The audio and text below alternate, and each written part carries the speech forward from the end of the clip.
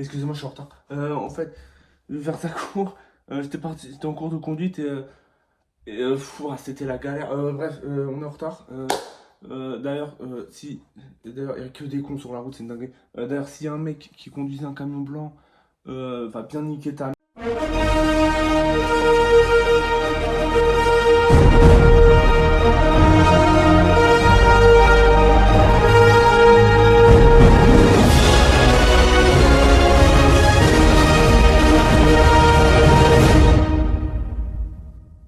J'ai eu le temps de faire mon café, putain, c'est bon, Capi, on part en couille en ce moment. Où mon Pins Lamo Prisma? J'ai perdu mon Pins Lamo Prisma. Plus rien ne va désormais. Bon, c'est pas grave, c'est grave, mais bon, donc la caméra est trop haute, y a rien qui va dans cette vidéo. Ok, yo, j'en sais que j'avais aujourd'hui pour parler, tout simplement, du meilleur film Star Wars jamais fait. J'ai même pas pris le DVD, y a rien qui va. Ok, c'est bon, j'ai le DVD, j'ai le pin, j'ai ta mère, c'est bon. Il a sauté. Fils de pute. C'est juste moi, hein. C'est de très bonne qualité à mon Prisma, le lien dans la description. Comme chaque putain de vidéo. Donc après ce début interminable, on va parler du meilleur film cinématographiquement parlant, Star Wars 5, l'Empire contre-attaque. Et non, le meilleur film n'est pas La Revanche des Sith, et loin de là d'ailleurs. Des petits tacles comme ça fait plaisir. Donc, que s'est-il passé avec ce film? Eh ben, nous le verrons maintenant. Alors, faut savoir que au début, George Lucas n'avait pas prévu que son film Star Wars marcherait. Ce qui est plutôt normal parce que à l'époque c'était qu'un film de série B. La preuve, le doublage français puait la. Même si j'aime bien en vrai. Donc, il pensait pas que ça allait marcher. Du coup, s'il faisait une suite, parce qu'à la base, il ne devait pas avoir de suite. S'il faisait une suite, ce serait une suite à plus petit budget. Par exemple, tu n'aurais pas eu Harrison Ford parce qu'il commençait à avoir sa carrière. Et ça aurait été genre une histoire de bizarre. Genre Luke et Leia, ils cherchent un talisman Jedi traqué par Vador dans une forêt. Bref, on s'en bat les couilles. Il n'y a pas de hot, sauf que le film a étrangement bien marché. Bon, je dis étrangement parce que. Bon, non, je sais pas pourquoi je dis étrangement. Donc, le film a extrêmement bien marché. Lucas, pour financer les films, il avait l'idée du siècle, les jouets. Donc il a commencé à vendre des jouets et du coup Lucas n'a pas réalisé l'épisode 5, je dis d'emblée, c'est réalisé par Monsieur Irving Kushner, qui était le prof de cinéma ou de théâtre de George Lucas. Donc, Lucas avait pas du tout aimé le tournage de Star Wars 4 parce que comme je l'ai dit, je crois, c'était un tournage, c'était le bordel, c'est une dinguerie. Donc, Irving Kushner s'en est occupé et c'est le film Star Wars qui on en apprend le plus. Oui, parce que c'est techniquement c'est le deuxième film que j'avais sorti. On en apprend la blinde de choses. Mais bon, c'est pas ça dont on va parler. J'ai pas grand chose à résumer sur comment faire le film. J'ai pas grand chose à dire quoi. Le film a été un succès. Et on parlera de la réaction de Lucas quand on parlera de Star Wars 6. Mais donc, on va se poser une question. Est-ce que c'est vraiment le meilleur film Star Wars objectivement? On va mettre de côté tout ce qui est subjectif. Eh bien, nous verrons ça. Bref, le film commence d'une galaxie lointaine, très lointaine. Encore.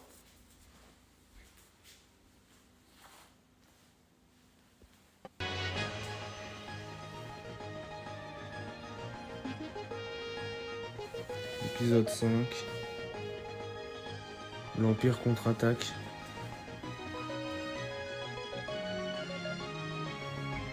Le temps du péril a commencé pour la rébellion, malgré la destruction de l'étoile noire. Je dirais jamais l'étoile noire. En plus, il a vraiment créé l'étoile noire. La mer impériale a chassé les rebelles de leur base cachée et les poursuit à travers la galaxie. Après avoir échappé à la redoutable escadrille cosmique de l'Empire, un groupe de résistants mené par Luke Skywalker a établi une nouvelle base secrète sur Hoth, la lointaine planète des glaces. Alors que Hoth, ça veut dire chaud, c'est fou, non? Dark Vador, le maléfique, hanté par l'idée de retrouver le jeune Luke, lance des milliers de sondes téléguidées aux confins de l'espace.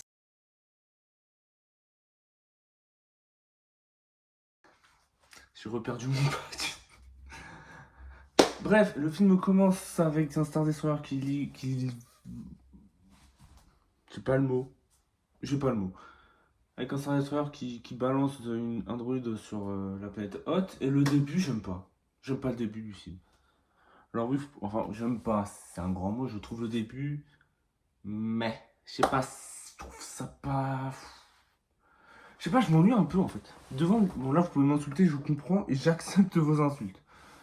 Mais ouais, je sais pas, je trouve le début avec le Wampa qui ressemble à une peluche, mais bon, on va dire, ça a du charme, je suis pas coiffé, ça a du charme, c'est ouais, ça a du charme. Sinon, donc, Luke il se fait défoncer par le Wampa pendant que Han Solo il rentre à la base sur la base écho de Hoth et je dis il doit partir parce que il s'est passé un truc sur notre planète qu'on n'a pas vu. Et ça c'est cool parce que c'est pas comme dans la prélogie où genre il y a 20 ans d'écart entre chaque film. Là il s'est passé genre quelques mois entre le 4 et le 5. Du coup il y a les personnages n'ont pas trop changé. Du coup c'est une bonne chose parce que l'évolution des personnages se fait dans les films et pas dans les comics, séries animées, de trucs comme ça que Lucas a décidé de faire pour rendre la prélogie meilleure, parce que ça l'en rend pire encore. Mais bon, c'est pas le sujet. Donc, euh, d'ailleurs, donc on va un peu parler du personnage de Han Solo. Je sais pas qui a écrit Han Solo, mais il a été écrit comme un putain de délinquant sexuel dans ce film. C'est une dinguerie. Comment Han Solo, il fait le forceur avec l'IA, pire que Anakin à ses heures de gloire. Hein. Pire. Donc, bon, le début de la romance, gros red flag. Énorme red flag, mais bon. C'est mieux après, on va dire. Donc, Luke est sur le point de crever, mais grâce à la force, il arrive à faire venir son sabre laser qui était hors de portée sur lui. C'est du Wampa, bah, elle a été changée par édition spéciale et avant elle était mieux. Je vous laisserai chercher sur YouTube parce que je sais pas si j'ai le droit de mettre des vidéos, des extraits du film. Parce que légalement, Disney ils sont un peu chiants là-dessus. Bref, il arrive à s'échapper et il tombe sur le fantôme de Obi-Wan. Et lui il l'appelle Ben parce qu'il appelle Ben, de Ben Kenobi du coup. Pour qu'il aille dans le système d'Agoba pour rencontrer le fameux Yoda. Han Solo est parti à la recherche de Luke. Bref, il le trouve. Blabla. J'aime pas trop le début. Le début. Là, en fait, le début sert à montrer à quel point l'univers de Star Wars est hostile. Que la seule menace, c'est pas que l'Empire, aussi les créatures et tout le bordel. Mais ouais, ça marche très peu pour moi. Du coup, franchement, le début, c'est le seul truc que j'aime pas du film. C'est le pire, entre gros guillemets, c'est le moins bien du film. À partir du moment où on entend la marche impériale, ce film devient top tier. Donc, on entend pour la première fois la marche impériale, qui est un des meilleurs thèmes de Star Wars. On apprend que l'Empire a trouvé... Ah ouais, j'ai oublié le moment où Leia embrasse Luke. Bon, tout le monde a gueulé là-dessus, mais bon... Moi, je le laisse passer parce que... Ok, ça reste de l'inceste, mais... Léa et Luke n'étaient pas censés être encore frères et sœurs.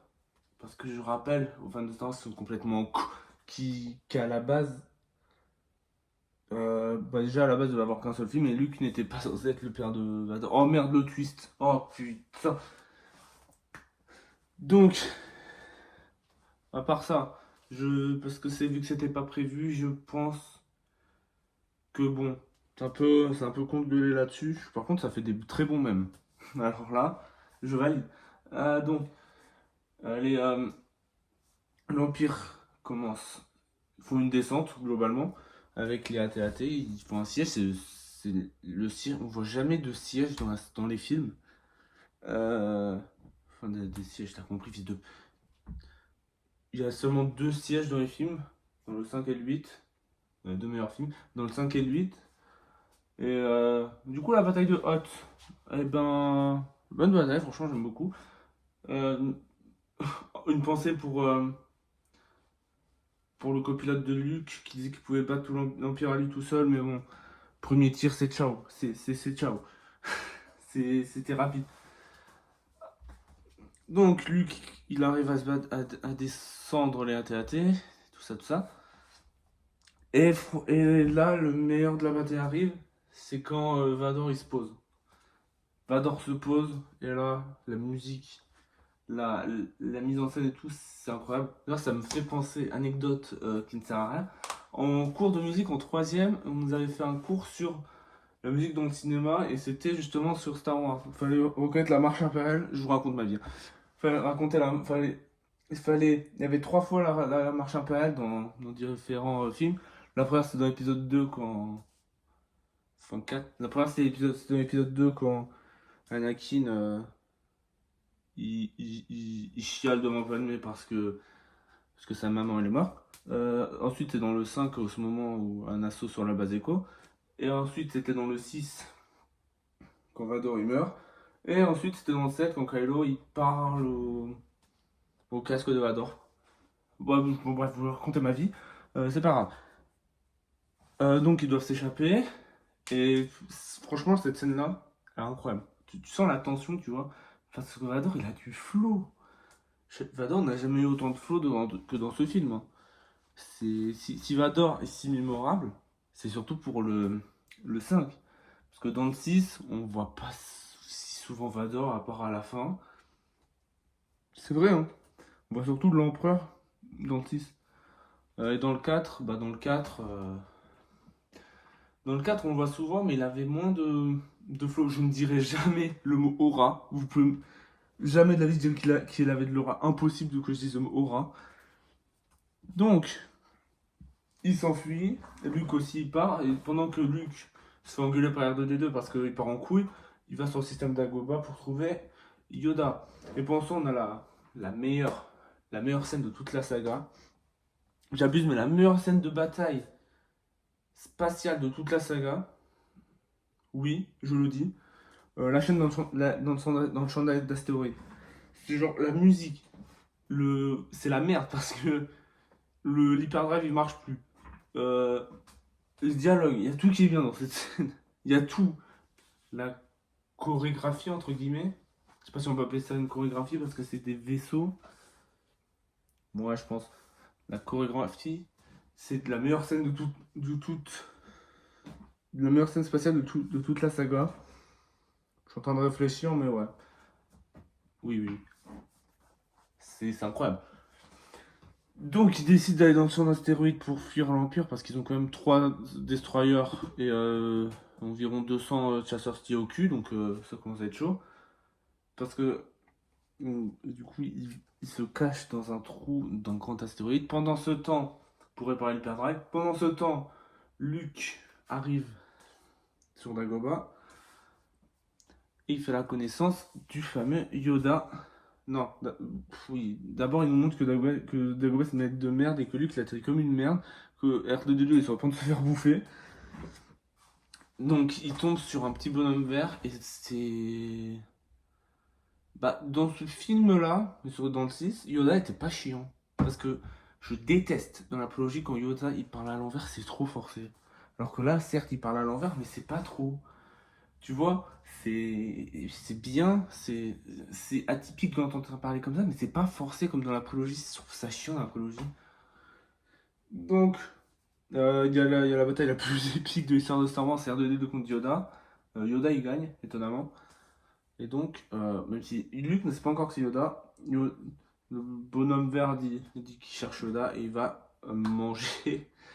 Euh, pendant ce temps, il y a. Pendant ce temps, bah, il y a le exécuteur, il s'appelle le Sceau de Vador, qui balaye avec les Star Destroyers le champ d'astéroïdes, pendant que Anne bah, Anne, red flag, hein. Genre, énorme red flag, là, t'es. Je sais pas, j'aime pas le début de la romance parce que c'est genre. Genre, Anne, il force. C'est un forceur, le mec. C'est chaud parce que c'est un forceur. Du coup, je trouve pas le début de la romance romantique, en fait. Peut-être que la romance après est bien, Je crois la romance après est bien. Je dis ça parce que j'ai pas encore tout revu Star Wars, je vais en parler. Ta gueule. La romance après est peut-être bien, mais le début, non. Énorme red flag. Énorme red flag. Euh, du coup, il devrait parler vers Drive. Ensuite, Vador. Non, l'empereur appelle Vador sur Discord. Et là où l'édition spéciale faite par Lucas a chié, c'est que dans cet appel, dans l'édition spéciale, Vador il apprend à peine que Luke est son fils. Sauf que non. Sauf que non, c'est pas comme ça à la base que ça s'est passé. Parce que dans l'édition originale, Vador il apprenait pas direct. Il savait déjà avant que c'était son fils. D'ailleurs, c'est plus logique parce que c'est pour ça qu'il perd autant de ressources à retrouver le Faucon Millenium. Du coup, ouais, encore une édition spéciale. Encore un truc que l'édition spéciale a gâché. Mais bon, on va dire que ça passe. C'est moins pire que. C'est moins pire que la scène de Jabba, ouais. Luke est en train de s'entraîner avec Yoda. Il est en galère. Il va dans la. Il tombe sur la grotte, la fameuse grotte où le côté obscur est puissant. Il se bat contre le fantôme de Vador. Luke gagne. Et un petit foreshadowing, on va dire. Non, rien à voir. Luke décapite Vador. Et dans le casque de Vador, on voit Luke. Alors, la façon d'interpréter cette scène, pour moi, la meilleure, c'est qu'a dit Link the Sun. Il a dit, si tu tues Dark Vador, tu deviens Dark Vador. Tu vois, c'est un peu le côté... côté tu tues un serial killer, tu deviens un tueur, t'as compris. Bref. Pendant ce temps, bah, t'as Anne et tout, ils sont en train de fuir de la théorie parce que en fait, c'était pas une grotte, mais c'était une espèce de lézard. Donc l'hyperdrive est normalement réparé, et bah non, il n'est pas réparé, c'est toujours la merde. Plus qu'avant, parce que là, ils n'ont pas de champ d'astéroïdes où aller, parce qu'il n'existe plus. Du coup, là, c'est peut-être un peu tiré par les cheveux, j'admets. Le faucon se met derrière le cadran, enfin la zone de contrôle du destroyer. Du coup, il le voit pas. Et du coup, pendant ce temps, bah, t'as Vador, il fait appel à des chasseurs de primes parce que ça fait les conneries quand même. Oh, ça fait 20 minutes, ça fait 20 minutes, ça fait 2 heures, il attend de trouver le Faucon Millenium, il faut rien là, il faut se faire foutre. Et donc, quand le Destroyer lâche les déchets, ils partent avec, sauf que Boba Fett, le perso, bah, disons-le, surcoté, mais bon. Bah, Boba Fett décide de. Ils ont fait une série sur Boba Fett d'ailleurs, je trouve ça lunaire. Décide de suivre le faucon quoi.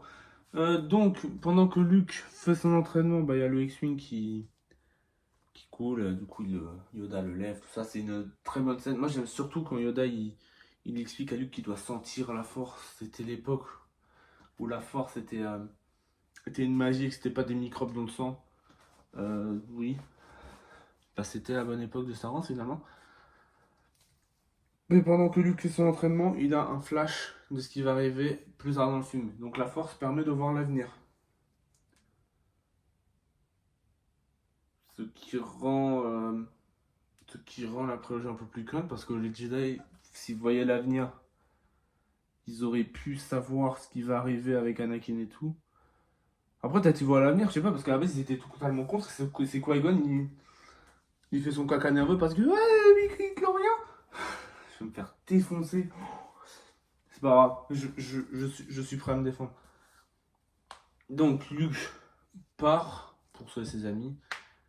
C'était le dernier espoir, mais non, il y en a un autre.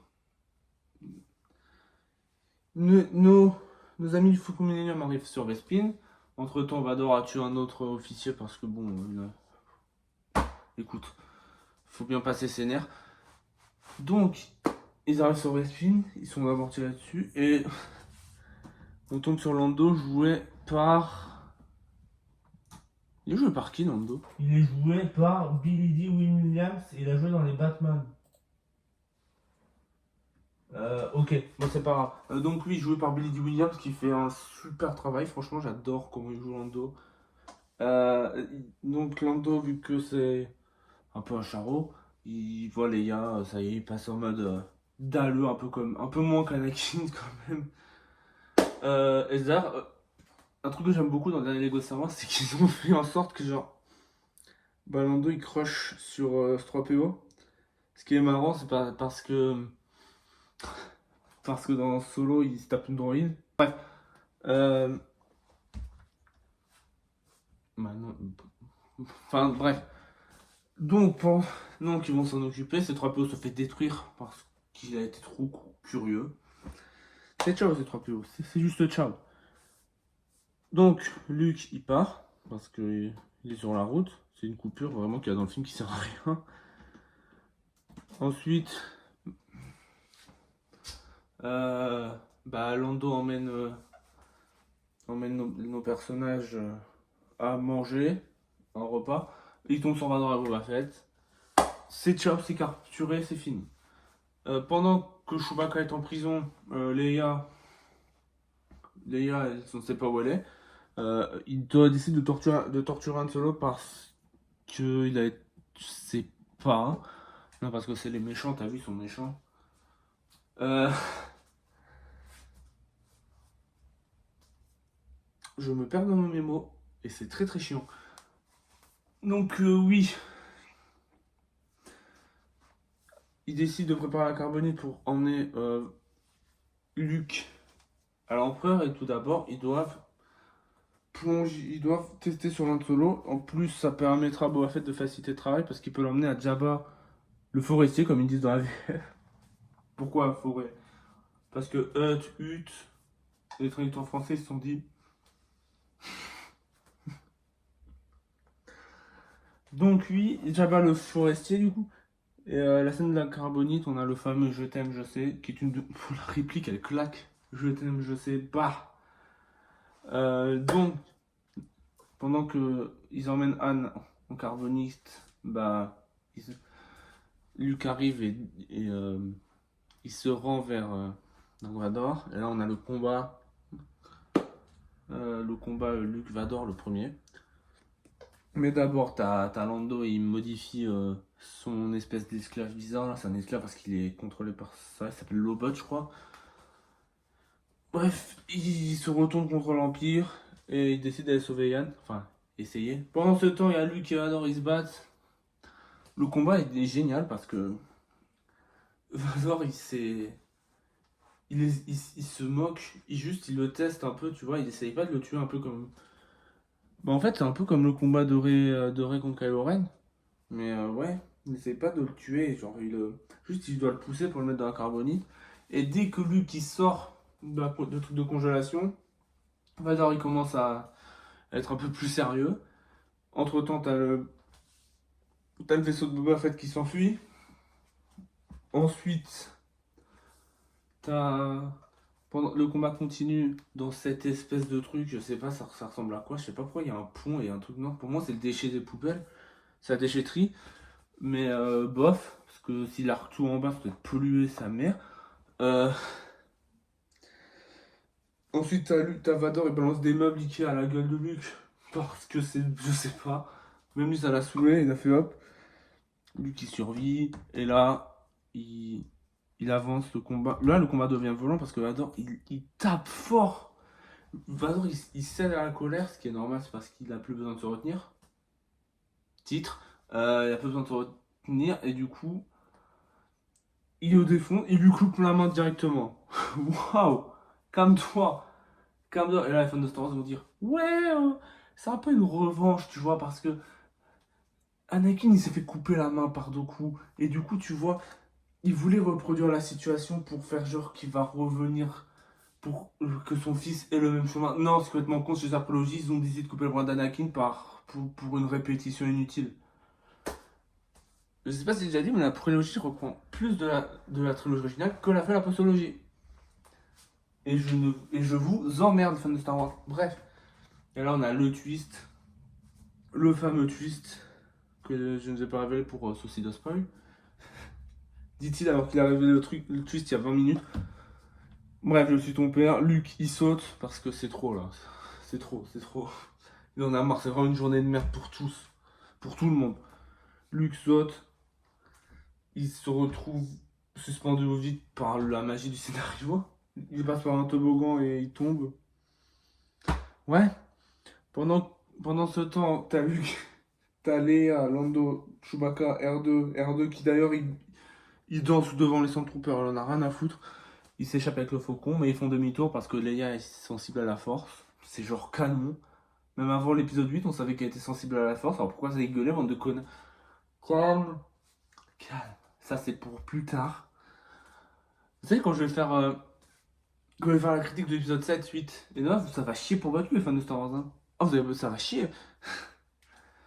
Donc, ils vont chercher Luke, qui est traumatisé. Parce que demain, il a perdu un bras, enfin une main, et il a su la vérité.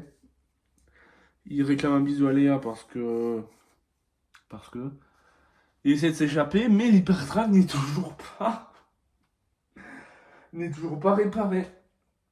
Et là, R2D2, le GOAT, il se rend compte que, genre, il fallait juste appuyer sur on-off. Ça me fait très rire que si l'hyperdrive marcherait, le reste du film n'existerait pas. Que toute cette merde soit arrivée à cause de l'hyperdrive qui marcherait pas, et qu'il fallait juste bouger un câble. Je trouve ça incroyable. C'est genre tellement con, c'est même plus con que l'épisode de South Park où il y a plein de théâtre et que Kyle il débranche pour rebrancher. C'est plus con que ça.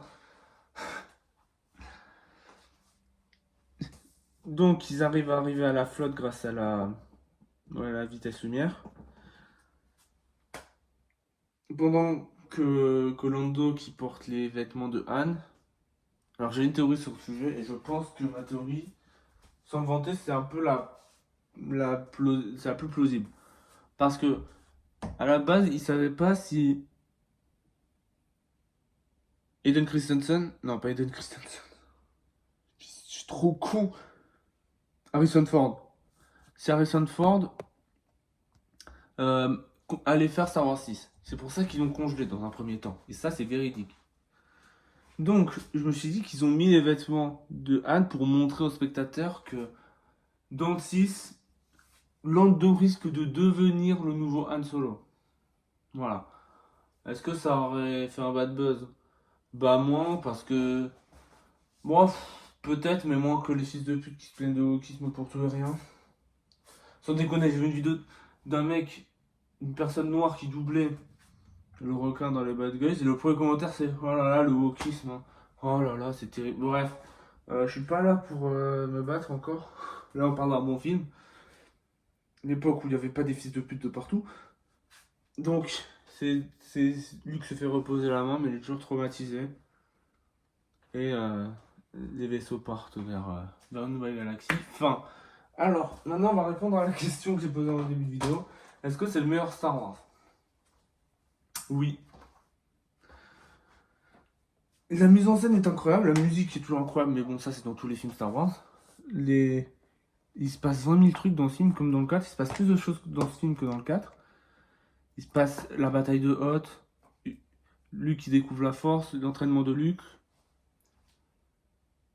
le vaisseau le Millennium qui fuit, ensuite ils arrivent sur Bespin, ils fuient 2 fois, ils arrivent sur Bespin, il y a le truc de la météorite, il y a Je suis ton père, tout ça. Franchement, il se passe un milliard de trucs dans ce film, et c'est trop bien. C'est le film qui a le plus avancé l'univers de Star Wars. Et je n'ai pas peur de le dire. Parce qu'on découvre plein de trucs, on découvre plein de nouvelles espèces, on découvre plus les chasseurs de primes parce que dans le 4 il n'y avait que Grido, je ne vais pas parler d'édition spéciale où ils rajoutent Boba Fett pour je sais pas. On découvre plein de nouvelles planètes, on découvre Yoda, c'est super important Yoda pour les épisodes à venir. Les acteurs sont toujours très bons, surtout la défunte... putain, non, non, j'ai pas le droit de faire ça. Carrie Fisher. Je vais couper ça au montage. La défunte Carrie Fisher. Est-ce que c'est le meilleur film Star Wars? Ouais. Est-ce que c'est mon préféré? Je pense pas. Donc voilà, ce film, bah, c'est considéré comme l'un des meilleurs du cinéma, fait par Irving Kershner, toujours. Donc voilà, j'espère que cette vidéo vous aura plu. Moi, ça m'a fait plaisir de parler de ce film. Voilà, n'hésitez pas à vous abonner, à liker, tout ça, vous connaissez la chanson. Je deviens Fuse, je crois, c'est terrible. Ciao tout le monde.